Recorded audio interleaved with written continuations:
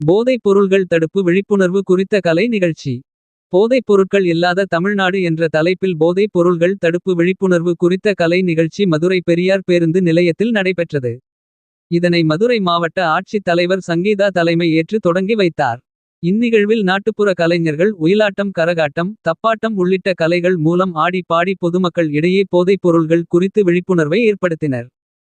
அதனைத் தொடர்ந்து பள்ளி மாணவர்கள் மூலம் நடைபெற்ற விழிப்புணர்வு பேரணியை மாவட்ட ஆட்சித் தலைவர் சங்கீதா கொடி அசைத்து துவக்கி வைத்தார். இப்பேரணியில் போதைப் பொருட்கள் மூலம் ஏற்படும் தீமைகள் குறித்த பதாகைகளை ஏந்தியபடி மாணவர்கள் பேரணியாக சென்றனர். இந்நிகழ்வில் கலால் மதுரை மாவட்ட உதவி ஆணையர் ராஜகுரு, மதுரை தெற்கு கோட்ட கலால் அலுவலர் சீனிவாசன், உணவு பாதுகாப்பு துறை அதிகாரி ஜெயராம் பாண்டியன், போக்குவரத்து காவல் துணை ஆணையர் வனிதா, மாநகராட்சி உதவி நகர் நல அலுவலர் அபிஷேக், உதவி ஆணையர் செல்வின், போக்குவரத்து காவல் ஆய்வாளர்கள் தங்கமணி, நந்தகுமார், பூர்ணகிருஷ்ணன், மக்கள் தொடர்பு அலுவலர் சாலி தளபதி உட்பட அரசு அதிகாரிகள், அலுவலர்கள், பொதுமக்கள் பலர் கலந்து கொண்டனர். மதுரை டைரி செய்திகளுக்காக கே. திருப்பதி.